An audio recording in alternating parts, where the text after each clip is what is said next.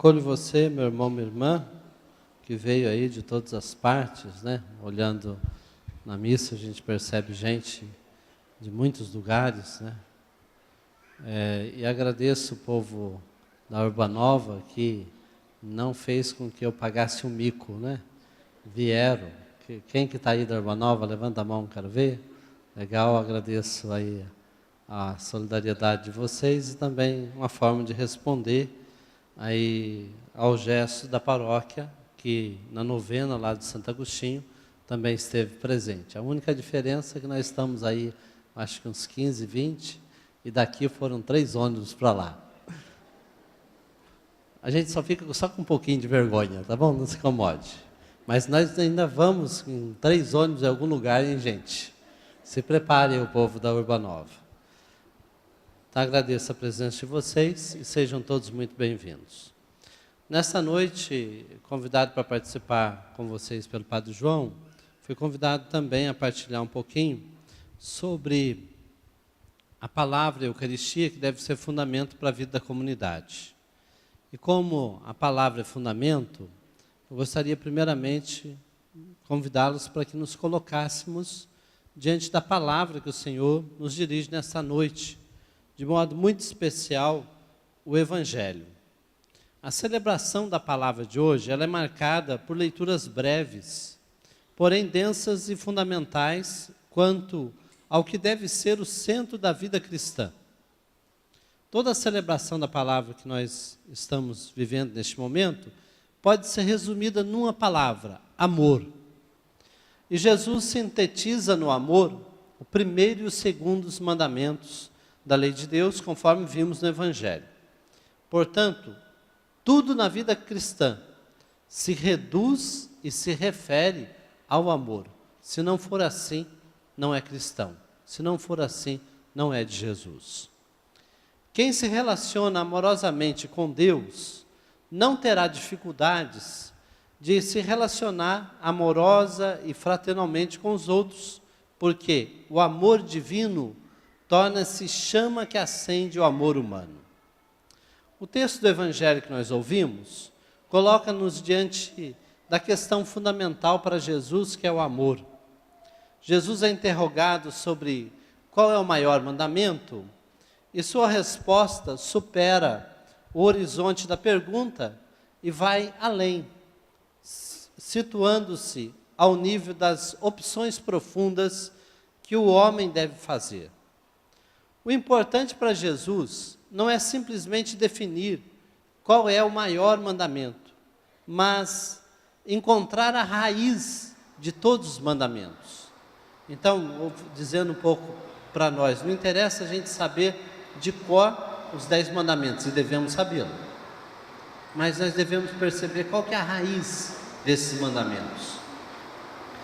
E na visão de Jesus, essa raiz gira em torno de 2 coordenadas: o amor a Deus e o amor ao próximo.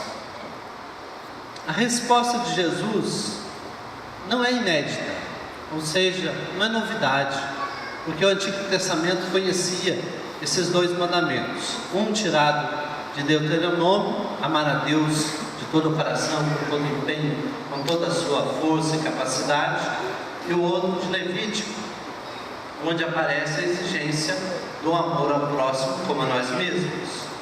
Então, onde está a novidade de Jesus neste Evangelho? A novidade da resposta de Jesus está em 2 pontos. Primeiro, porque Jesus define o amor a Deus e ao próximo como centro essencial da lei. Não só o amor a Deus, mas também o amor ao próximo. Os 2 são o centro essencial da lei. Algo que estava esquecido pelos escribas e fariseus, perdidos no emaranhado de 613 preceitos e normas. Imagine, no tempo de Jesus tinha grupo que propunha 613 preceitos e normas. Quem é que vai guardar essas coisas? Quem é que vai conseguir viver isso?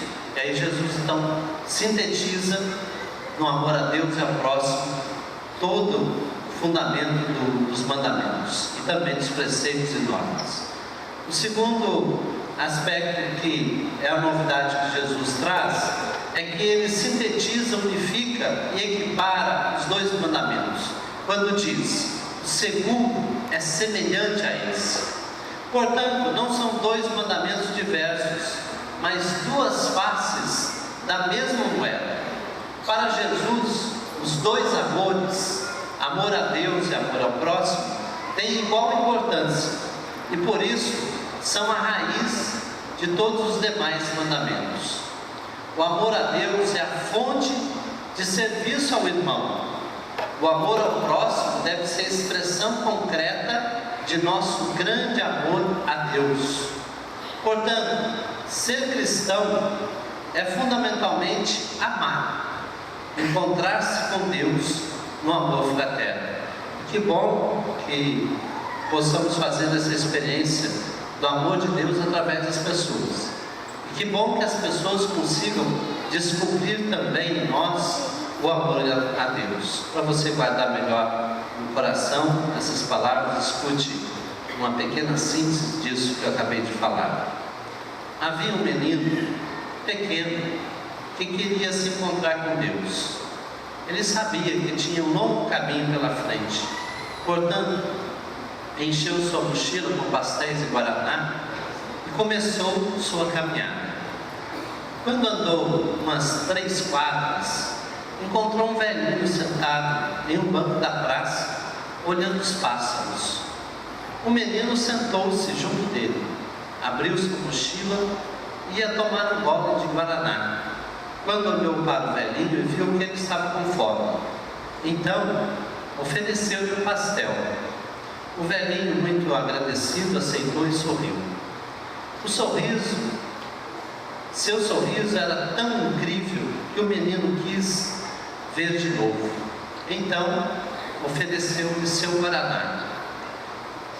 Mais uma vez, o velhinho sorriu e o menino estava muito feliz. Ficaram sentados ali sorrindo, comendo pastel e bebendo guaraná pelo resto da tarde, sem se falar. Quando começou a escurecer, o menino estava cansado e resolveu voltar para casa.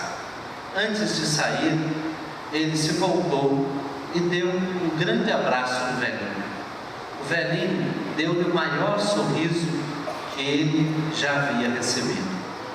Quando o menino entrou em casa, sua mãe, surpresa, perguntou-lhe, ao ver a felicidade estampada na face: "O que você fez hoje que o deixou tão feliz, meu filho?" E ele respondeu: "Passei a tarde com Deus." E acrescentou: "Você sabe que ele tem o mais lindo sorriso que alguém jamais viu?" Enquanto isso, o velhinho chegou em sua casa radiante e seu filho lhe perguntou: "Pai, por onde você andou o dia todo que o deixou tão feliz?" E o velhinho respondeu: "Comi pastéis e tomei guaraná no parque com Deus." Antes que seu filho pudesse dizer algo, o velhinho disse: "Você sabe que ele é bem mais jovem do que eu pensava?" Meu irmão, minha irmã, o evangelho que nos é proposto hoje é um evangelho extremamente exigente.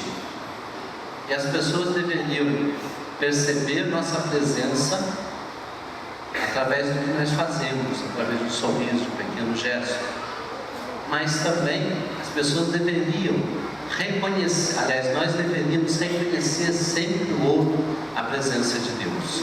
Que possamos viver este evangelho que é exigência do nosso testemunho no mundo de hoje. Quero terminar com as palavras de São João, trecho do Evangelho: "Caríssimos, amemos uns aos outros, porque o amor vem de Deus, e todo aquele que ama, nasceu de Deus e conhece a Deus.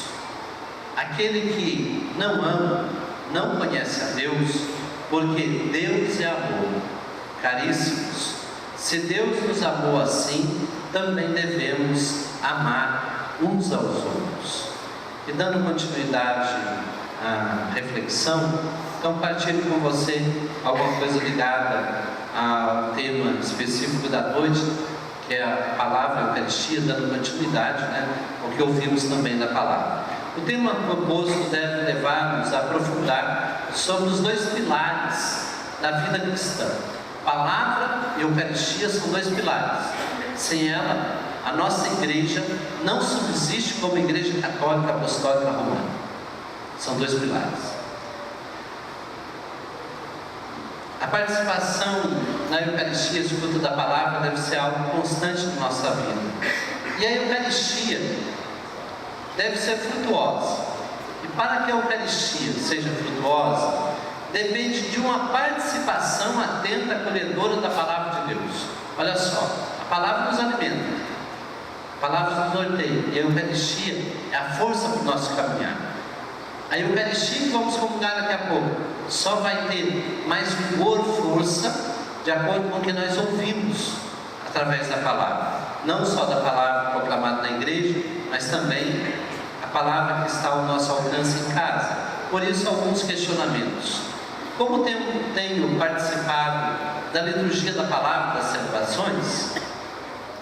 Que tempo tenho reservado em casa, no trabalho, para a escuta da palavra? A Sagrada Escritura é um livro a mais lá em casa? Ou é o livro dos livros através do qual Deus fala ao meu coração? Eu gostaria de partilhar com vocês uma pequena proposta de uma espiritualidade que brota da escuta da palavra, e aí eu me inspiro em Dom Rafael Cifuente, que era bispo lá, auxiliar do Rio de Janeiro, e agora ele está em uma das dioceses do Rio, do Grande Rio, Quais as consequências da verdadeira escuta da palavra? Respondendo essa pergunta, a gente tem um caminho de espiritualidade. E são 4 pontinhos para um caminho de espiritualidade. Primeiro, a aceitação. A palavra ajuda-me a aceitar a vontade de Deus. Sem a palavra, nós não seríamos capazes de aceitar a vontade de Deus, sobretudo nos momentos mais difíceis. Um poema de Santa Teresa d'Ávila começa assim: nada te perturbe, nada te espante, tudo passa, só Deus não muda. Nós, porém, fazemos exatamente o contrário. Tudo nos perturba. Não é verdade que continuamente estamos perturbados com a contrariedade, com as decepções e fracassos, também com a dor, a doença, a morte? Por outro lado, se escutamos a palavra e nos deixamos guiar por ela, somos capazes de aceitar e abandonar tudo nas mãos de Deus. E então, experimentaremos a paz e a serenidade. O segundo passo para essa espiritualidade: compreender que tudo é para o bem. Há uma palavra em Romanos 8:10 que deve ser fonte de paz e alegria para nós. Tudo concorre para o bem daqueles que amam a Deus.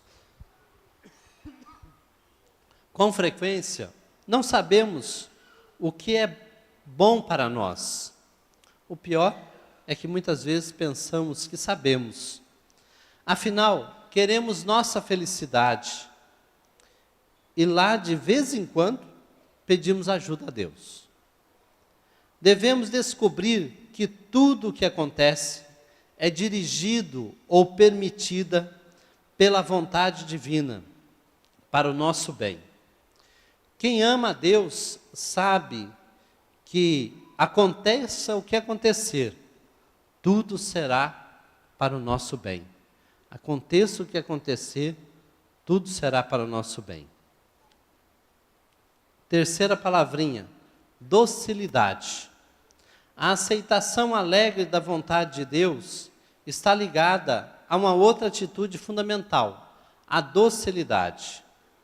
Se um filho ama seu pai, procura descobrir o que ele deseja. Está atento às suas orientações, se empenha por cumprir o que pede, sem sentir-se coagido ou obrigado. A docilidade do filho é, pois, uma decorrência natural do amor.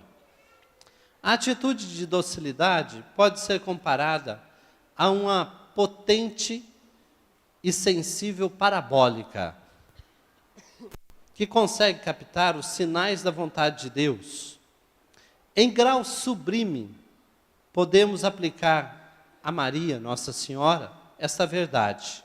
Maria estava sempre em sintonia com o Pai, com a vontade do Pai. Quarta palavrinha, abandono.